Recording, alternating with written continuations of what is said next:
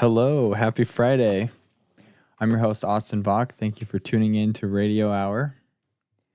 I say tuning in, but currently 0 people on this live stream. But I'm gonna keep doing them Monday, Wednesday, Friday. I'm gonna be here. We'll figure out what time works best for everybody consistently. Until then, it'll probably be a little sporadic in terms of timing. But Monday, Wednesday, Friday, we're gonna do one of these. Just like the last 2 times, we're going to listen to an episode of Old Time Radio. We've been jumping around different programs. The first one was Suspense. On Wednesday, we listened to Gunsmoke. Today is going to be an episode of Dragnet. Dragnet is one of my favorite old time radio shows. It's about the police, specifically in Los Angeles. It was created by Jack Webb, was the creator and star of the show. And unlike our last 2 radio hours, this time I haven't listened to the episode in advance. Normally I like to listen to it, make sure it's an interesting story, and I kind of prepare some notes. But I actually think it's the whole point of this was to kind of have this shared experience sitting around the radio or sitting around and listening to the same program live. Trying to mimic as closely as we can in today's age, sitting around the radio and hearing your favorite program live over the air. Back when you couldn't pause it and rewind or listen, say, what was that? Everyone had to be quiet so they could hear it. So we're going to do that today. So heads up going into this, I haven't heard this story before, but Dragnet's usually really great. So I'm excited for that. Before we dive in, I want to show you something that one of my items of old time radio history. This is an old book by the author. His name is John Dunning, who I think also wrote like mystery books, or he was an author and wrote his own books. But this is like, as it says in the title, the Encyclopedia of Old Time Radio. It's currently out of print, but you can find copies of it on eBay. I actually bought this one on a website called thriftbooks.com. They get a bunch of books. It's actually started by a friend of mine, so I know the backstory, but they buy books that are donated to thrift stores, but then don't get sold, and then they go through all that stuff that would normally be, I think, recycled or something, and they pull out the ones that they think are still valuable and there's still a market for, and they post them online. So thriftbooks.com, I think they still have a couple copies of these. You can also find some on Amazon, I know, and Amazon also has a Kindle version. They're all a bit pricey because I don't think there's very many copies left, but this book is an encyclopedia. You can flip through and read little the backstory on most every old time radio program. So there's just a little snippet here that I'm going to read about Dragnet, and then we'll dive into it. But just so you can get a flavor of this book and a little context for the show we're about to listen to. Like I said, it was created by a man named Jack. Excuse me, where is the name? Jack Webb. Yeah, Jack Webb. Sorry. He was working on a film set, and one of the people that was also working on that film set, they got to talking, and they thought that the method and the process that the police used to solve cases was interesting content for radio, and unlike other shows, I guess, of the era, they didn't need to add any. They didn't need to spice it up at all. Like what police do day in, day out is interesting enough, and they wanted to go and do a true to life show that just explained how police go about solving crimes. So they actually they pitched it to a network, but let me read that part to you.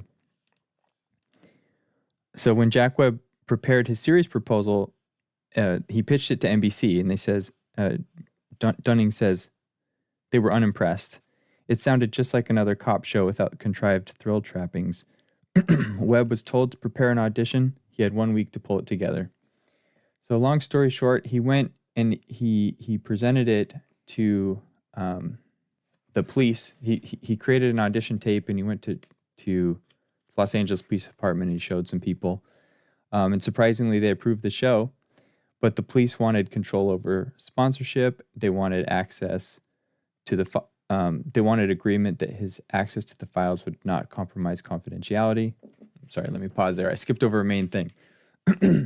Not only did they want to just tell a true to life, or bring to life a true to life police show, he also wanted to use real case files. And as you'll hear in the intro, they say the names have been changed to protect the innocent, but the details of these episodes come from real case files.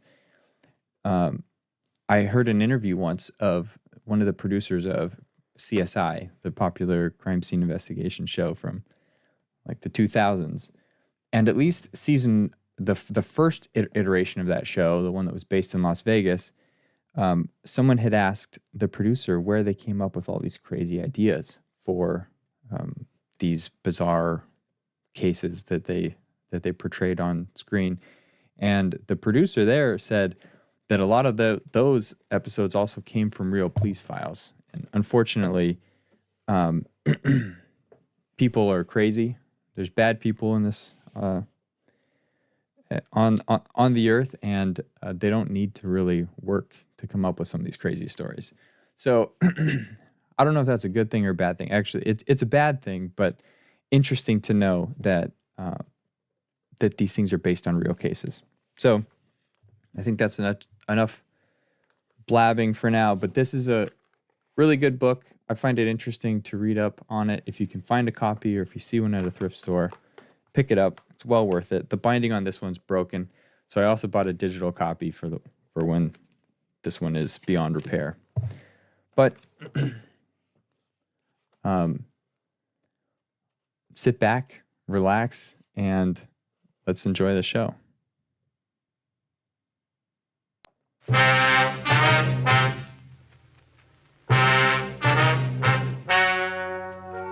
The story you are about to hear is true. The names have been changed to protect the innocent. Fatima Cigarettes, best of all king-size cigarettes, brings you Dragnet on both radio and television.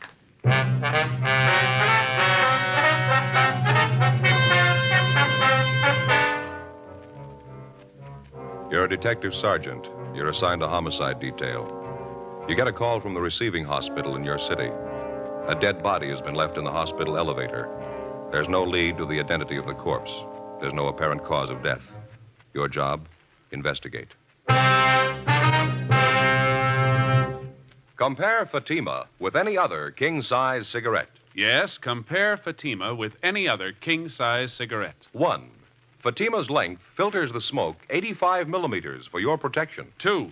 Fatima's length cools the smoke for your protection. 3. Fatima's length gives you those extra puffs, 21% longer than standard cigarette size. Fatima gives you more for your money. And in king-size Fatima, you get an extra mild and soothing smoke, plus the added protection of Fatima quality. Buy Fatima in the bright, sunny yellow pack.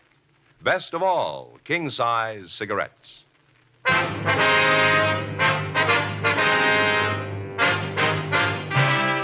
Dragnet, the documented drama of an actual crime. For the next 30 minutes, in cooperation with the Los Angeles Police Department, you will travel step by step on the side of the law through an actual case transcribed from official police files.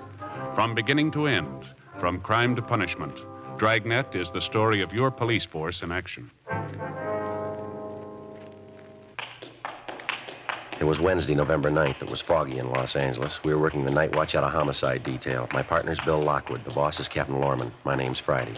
It was 11:28 p.m. when we got to the 3rd floor at Georgia Street Receiving Hospital, Dr. Terrell's office.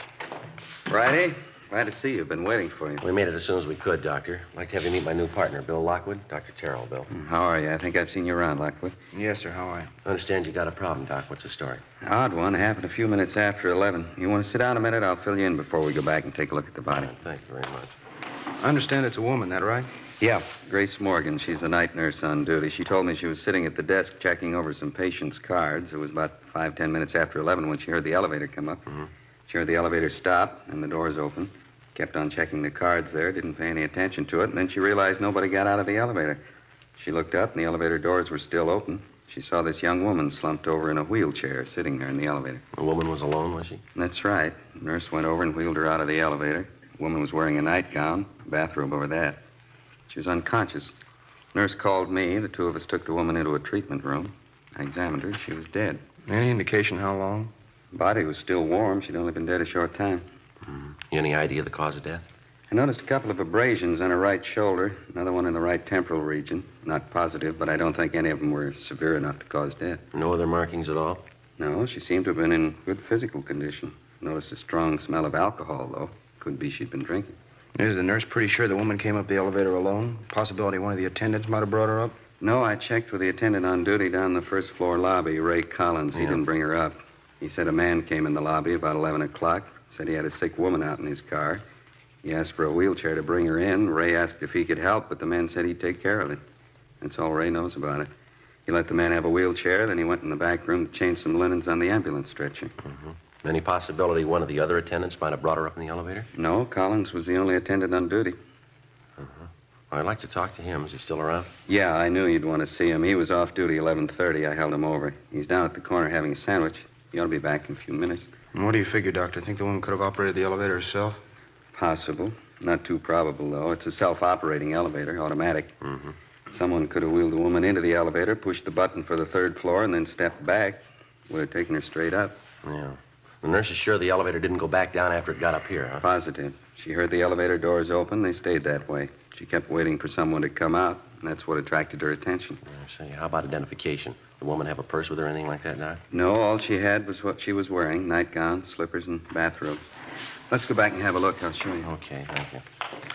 You say the only markings on the body are those abrasions on the shoulder and the forehead. Yeah, that's right.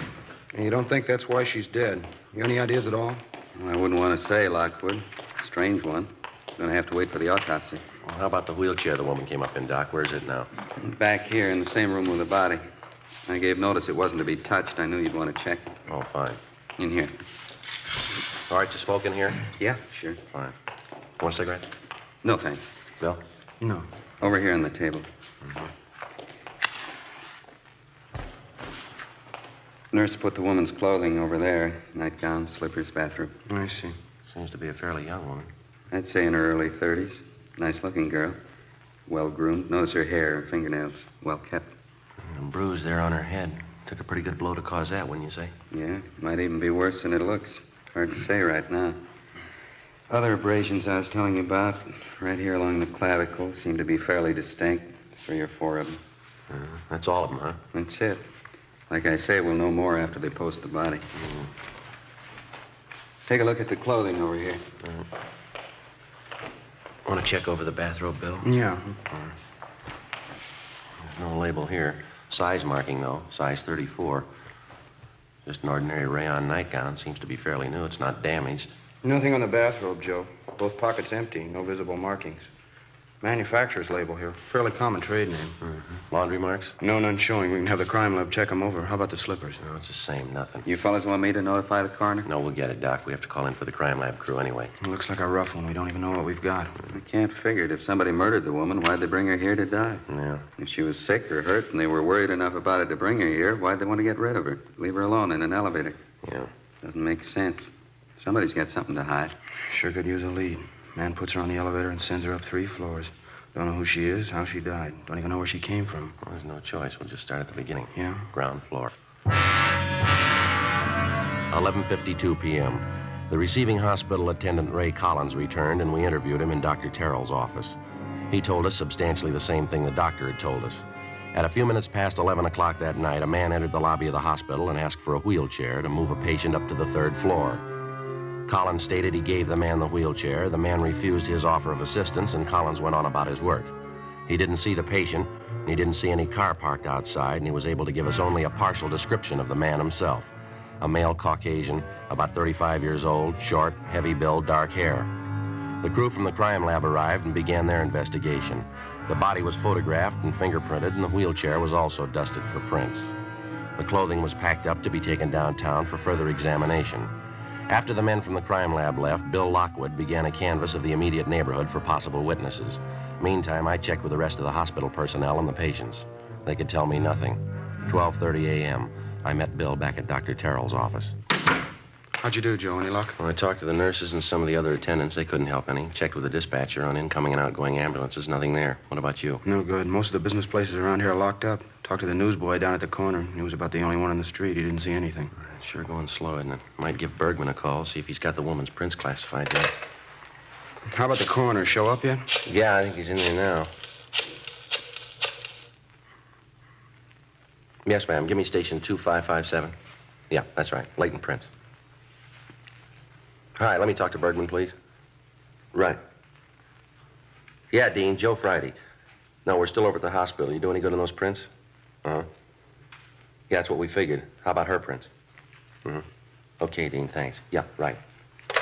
Well, we're still batting 1,000. What do you say? They make her prints? Nothing in records on her. Dean's going to send along a set to Washington, see if they got anything. How about the wheelchair? Any prints there? Well, the nurses and Doc Terrell's, that's all. We figured on that, didn't we? Lousy luck. Sure is. I checked with missing persons while you were out. There's nothing there either. Well, that about finishes up here, huh? Yeah, we better get back to the office. Joe? Yeah, I Don. think I got something for you here. Yeah? Nurse at the switchboard got a call a minute ago. Man's voice wanted to know the condition of Carla Cheswick. Mm-hmm. Nurse checked the list of patients, didn't find anyone by that name. The man insisted she's here. The nurse asked him what time the woman was admitted to the hospital. He told her 11 o'clock tonight. Yeah. The man said, I know she's there. I brought her myself.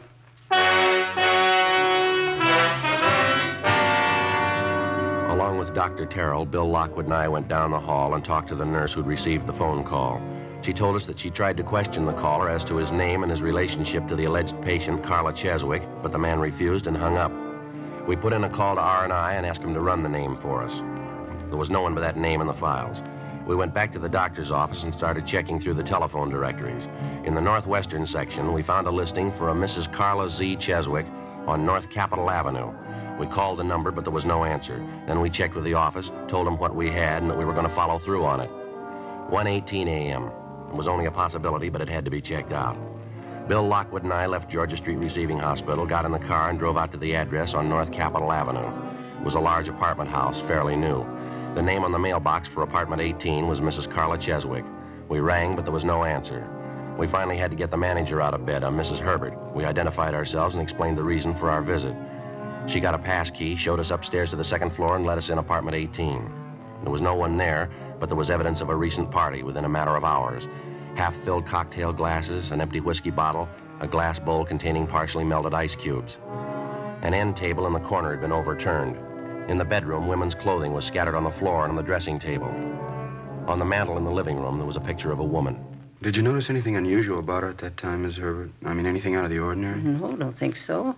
She'd been drinking some. I'm pretty sure of that, but that's not unusual for Mrs. Cheswick. She drinks quite a bit. Parties and things. Runs around a lot. Yes, ma'am. You didn't notice anything about her face? No cuts, bruises, anything like that? No, nothing like that. Why? And you told us she had quite a few men friends. Do you know any of their names, where they live? No, can't say to do. She was just one of the tenants. I didn't try to get acquainted. Didn't have much in common with her. The other tenants didn't either, matter of fact. She kept pretty much to herself, her and her friends. Mm-hmm. I see. Now, about this party she had last night, Miss Herbert, you say you don't know who was there with her? No, I'm afraid I don't. When I called her on the phone to ask her to quiet things down, I heard that one man's voice talking. That's about all, though. I couldn't tell you who was there.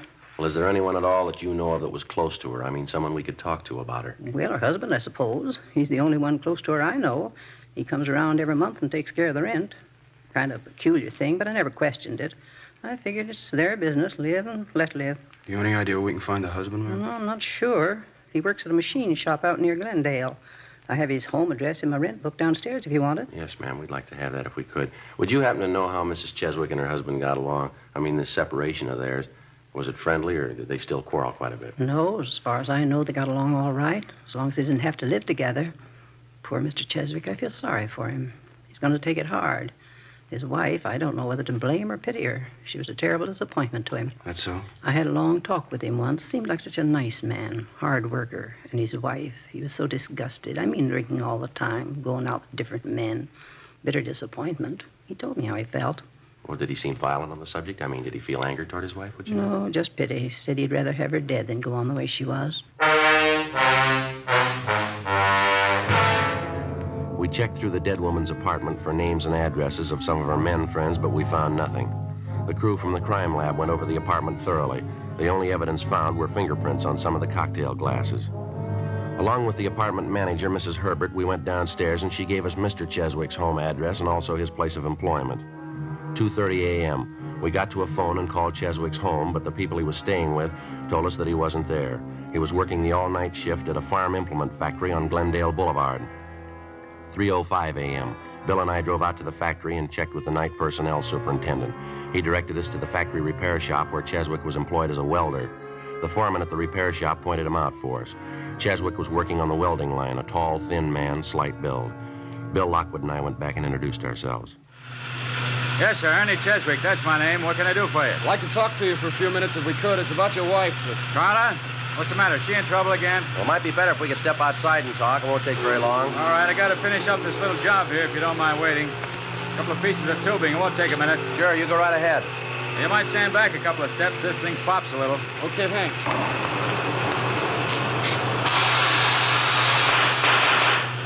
Ah, too much oxygen. Have to light it again. Yeah, that does it. Don't look at the flames, Joe. Bad for your eyes. Yeah, I know. They're sure earn their money, don't they? Yeah, they seem to. A lot of work. Finish in a second here. Okay, that's got it. Now, what's this about my wife, Sergeant? What's the matter? We understand you're separated from her, Mr. Cheswick. Yeah, that's right. About a year ago now. I finally gave it up as a bad job. Wasn't anything I could do for her. Nothing anybody could do for her. Hopeless. Well, when's the last time you saw her? First of the month, went by to pay her rent. Dropped in to say hello, that's all. I stay away as much as I can. No good bum, that's about all you can say about her. Shame to admit I was even married to her. Why do you ask, anyway? Your wife's dead, Mr. Cheswick. Huh? Yes, sir. She died late last night. Found her at Georgia Street Receiving Hospital. Oh. Guess I've been expecting something like that. I can't feel sorry. Probably the best thing for her. How'd it happen? Well, we're not sure. I wonder if we could step outside. Sure be a lot easier to talk, wouldn't it? Yeah, all right. Fine. Over here, we can duck out the back way. Okay.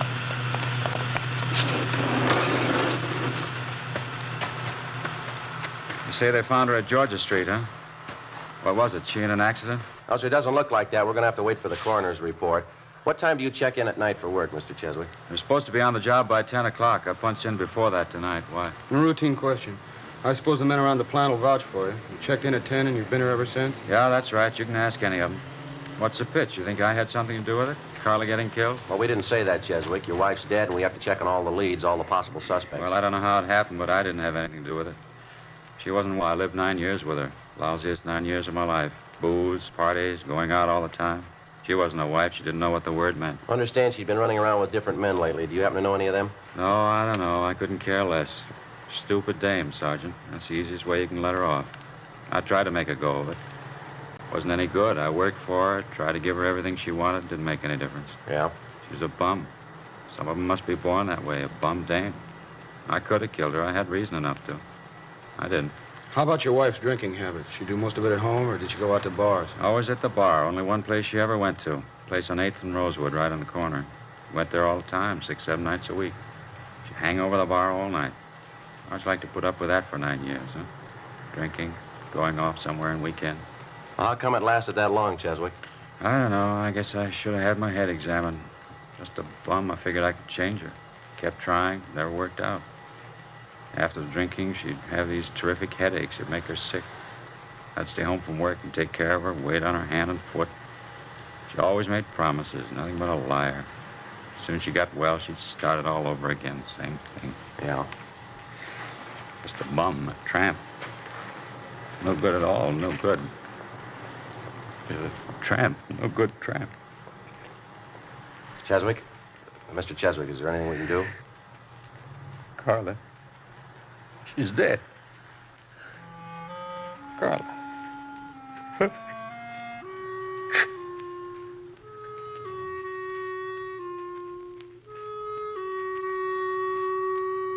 When the dead woman's husband, Ernest Cheswick, recovered, we continued questioning him, but we got nowhere. Before we left the plant, we checked his time card, talked to the machine shop foreman and some of the men Cheswick worked with. We got the same story all along the line. Cheswick had showed up for work at 9:46 p.m. the night before and had not left the plant since that time. 4:35 a.m. Bill and I got in the car, drove back to the office, and typed up a 15.7 report for Captain Lorman. 8:30 a.m., over in the county morgue, the body of Mrs. Cheswick was being posted. A few minutes past 10 a.m., Bill Lockwood and I drove out to a bar on the corner of 8th and Rosewood, the same bar where Ernest Cheswick told us his wife did most of her drinking. It was a typical neighborhood cocktail lounge in the early morning. 2 customers sipping beer at the far end of the bar. The manager busy washing glasses and bringing in supplies. We called him over and identified ourselves. Popular girl. Married old Ernie Cheswick. They're separated now. Yeah, well, do you know if she was in here last night? That's right, she was. Hardly misses night. Why? Would you happen to know about what time she left last night? 8:30, about that. You might ask that fellow there down at the end of the bar. He'd know better than me. Well, how's that? He left with her.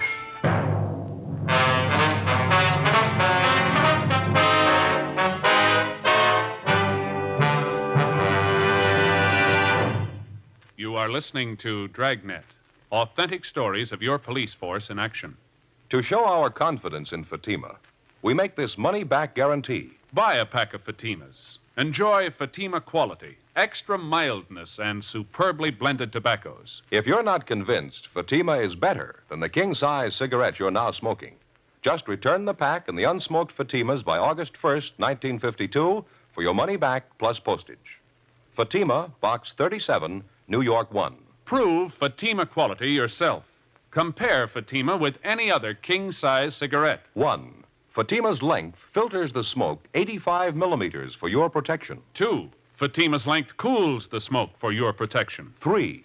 Fatima's length gives you those extra puffs, 21% longer than standard cigarette size. Fatima gives you more for your money. And in Fatima, you get an extra mild and soothing smoke, plus the added protection of Fatima quality. Ask your dealer for Fatima in the bright sunny yellow pack. Best of all, king-size cigarettes.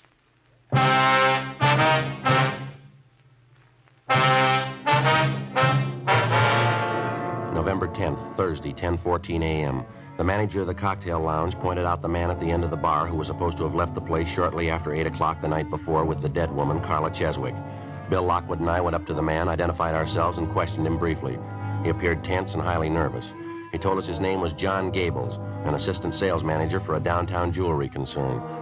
He didn't deny that he was in the bar the night before, but he refused to admit that he left with Mrs. Cheswick. He insisted he didn't even know her. We asked him to account for how he spent his time the night before, but he refused. We got in the car and drove downtown to the city hall. While Bill took the suspect to the interrogation room, I stopped by the R&I counter and had to make a run on Gables. He had no previous criminal record. I called the morgue, but there was no report on the autopsy yet. 10:52 a.m. I signed in at the office, briefed Captain Lorman on the developments, and then I headed down the hall for the interrogation room. We had a couple of drinks together, and that's all there was to it. You can ask anybody who was there. She got up and left by herself. I didn't go with her. And Joe. Yeah. Gables here was just telling me he did see Mrs. Cheswick in the bar last night. Had a couple of drinks with her. Why'd you hold out, Gables? Why couldn't you told us that when we asked you? I didn't remember then. You came up to me in the bar, started asking questions. I got all rattled. Didn't make any difference, though. I didn't even know her name. Just had those couple of drinks with her, and then she got up and left. That's all. I didn't go out with her. And the bartender says you did. He's sure of it. Says he can get half a dozen other people to back him up. Well, he's wrong. He's got to be. He's thinking of somebody else. Well, if you didn't leave the bar with Ms. Cheswick, when did you leave? I don't know. About 5 or 10 minutes later, I guess. Where'd you go then? Well, I walked around a little bit, got a little fresh air. And I went to a show. Which one? I don't remember the name of the place. It's on Rosewood, a couple of blocks down from the bar. What picture did you see? I'm not sure. I had a couple of drinks. You went to the movies? You don't even know what you saw? Well, I told you I had a couple of drinks. I was feeling pretty good. I just don't remember, that's all. Not much of an alibi, Gables. What are you talking about? I don't need an alibi. A woman's dead, mister. You were with her the last time she was seen I alive. wasn't with her. I don't care what anybody tells you. I wasn't with her. This movie you say you went to, what time did you get out? After midnight, I think. I don't remember. Where'd you go after that? Bar, had a few more drinks, and then I went back to my hotel. Which bar was that? Place on West 7th. I go there sometimes. I know the bartender. What time did you leave there? Closing time, 2 o'clock, and then I went back to my hotel. You say you know the bartender there. I guess he'd be glad to vouch for you. I mean that you were there when you said you were. I don't know. Maybe not. He was pretty busy last night. Maybe didn't notice me. How about your hotel? Huh? The desk clerk. Somebody like that. They should be able to tell what time you got in, don't you think? Well, they wouldn't know. I always carry my key with me. I go in the side door. They wouldn't know what time I got in. What are you trying to sell, mister? What are you talking about? You knocked around town from 8 o'clock last night till past 2 o'clock this morning. You can't think of anyone that could vouch for you, where you were, what time you got there, what time you left? I can't think of anybody right now. I don't take down names and addresses every time somebody looks at me. What's the difference anyway? I didn't have anything to do with the girl. This difference, Gables. The attendant at the hospital, he got a good look at the man who came in and asked for that wheelchair. He gave us the man's description. It fits you pretty close. So what? It doesn't mean anything. He could make a mistake, too, just like that bartender. They're all wrong but you. Is that what you're trying to say? Look, as far as I'm concerned, I only got one thing to say. I had a couple of drinks with Carla last night, and that's all. She left by herself. I didn't even go near the apartment. How'd you know she had an apartment? Well, you told me. You said so. No, we didn't say anything like that. And I guess I heard it around the bar. Maybe she mentioned to me. Yeah, that's probably it. Why don't you come off it, Gables? Come off what? I don't even know what you're getting at. We want a straight story, and we're not getting it. You told us you didn't even know the Cheswick woman before last night. You didn't even know her name. That's right. Then why'd you say Carla just a minute ago? You said I had a couple of drinks with Carla. I say that? That's what you said. Maybe I just hadn't remembered. I was drinking quite a bit, talking to her. Maybe I just remembered it. Won't do, Gables. Story doesn't hold water. How about it? I don't know. I was drinking quite a bit. A lot of things I don't remember. How about giving it to us straight? What do you remember? I thought about it all night. The more I went over it, the worse it got. I just couldn't remember. I knew what it'd sound like in court. I couldn't tell it that way. You couldn't tell what? I didn't kill her. I didn't even touch her. You gotta believe that. Yeah. I left the bar with her about 8:15, 8:30. She invited me up to her apartment. She was pretty well gone. Had quite a few drinks. Mm-hmm. We got there, had some more to drink, and then Carla got up and started for the kitchen to get some more ice. She tripped, I think, stumbled a little bit, and then she fell down. I think that's the way it was. All right, go on. She tried to get up, and then she fell again. Wasn't a bad fall, though. I figured she just passed out. Got some cold towels, ice water. I tried to bring her around. It wasn't any good. She was white as a sheet. I got scared. I didn't know what happened. What'd you do then? I don't remember. I just kept trying to bring her around. I don't remember any of it very well. I don't even know why she fell down. You think you could have hit her, Gables? You think maybe that's why she fell down? No. I don't know. I don't think so. I don't think I was mad at her for anything. I think we were having a pretty good time. I just don't remember, that's all. I'm not sure about any of it. Lousy booze, no good at all. Did you kill her, Gables? No, Sergeant, I swear it. As far as I can remember, I didn't. We were having a good time. That's all I know. I know I wasn't mad. I'm not a nasty drunk, not as far as I can remember anyway. What'd you do when you couldn't revive Mrs. Cheswick? You brought her to the hospital? Yeah, the shape I was in, I couldn't figure anything else to do. I got her in the car, drove her down to Georgia Street. I put her in the elevator, pressed the button, and sent her up. I'm a married man, you know. I didn't want any scandal and didn't want to get involved. You didn't kill her. Is that what you want us to believe? I don't know what to tell you. I don't remember. If I killed her, I think I'd know it. I'm sure I would. I just don't remember. I'll get it. Okay. Interrogation room, Friday talking. Yeah, Arthur. That's so. Just a second. All right, I got a pencil now. Go ahead. Uh-huh. Are you sure? How was that? I see. No possibility, huh? Yeah, I see. Okay, Arthur, thanks a lot. Yeah, sure, we'll pick it up later. Right, bye. Yeah, Jim? Coroner's report just finished the autopsy. It's all right, Gables. Huh? It's all right, it's all cleared up. What do you mean? Well, you're free to go if you like. We're not going to hold you. What's the pitch, Joe? Coroner's report. Primary cause of death was a massive cerebral hemorrhage into the ventricle. Could have been a blow on the head, couldn't it? You figure that could have done it? No. Secondary cause was a brain tumor, a big one. Coroner says she's had it for years. It must have caused her a lot of pain. Probably would have accounted for the drinking. And the tumor brought on the hemorrhage. That's what's killed her. That's it. Coroner says erosion of the blood vessel by brain tumor. Probably grew, caused pressure on a blood vessel, finally gave way, caused a hemorrhage, and that killed her. And she just died. I didn't have anything to do with it. She died and I didn't kill her. Yes, sir, that's right. You're free to go if you want. Thank God. You know, officers, I'll tell you the truth. I didn't know the answer. I didn't know if I killed her or not. I really didn't. Drinking so much, I came to, and there she was dead. I didn't know what happened. I really didn't. I didn't know the answer. Well, you're one up on us, Gables. Huh? We thought we did.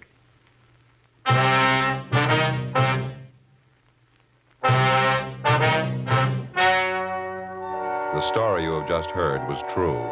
The names were changed to protect the innocent. On Thursday, November 10th, the meeting was held in the office of Captain of Homicide. In a moment, the results of that meeting.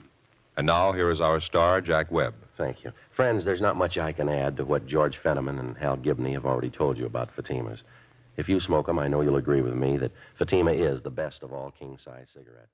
If you haven't tried them yet... All right. I was going to let that play out and see what happened at the very end, but it's just another host red or star red cigarette ad. So I'll spread that for you.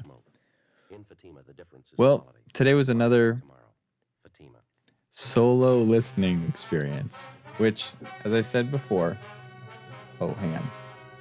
Let's see what they got going here. With the filing of the official autopsy report by the county coroner, John Gables was cleared of all charges. He was released from custody immediately. The death of Mrs. Carla Cheswick was listed as due to natural causes by the coroner's jury.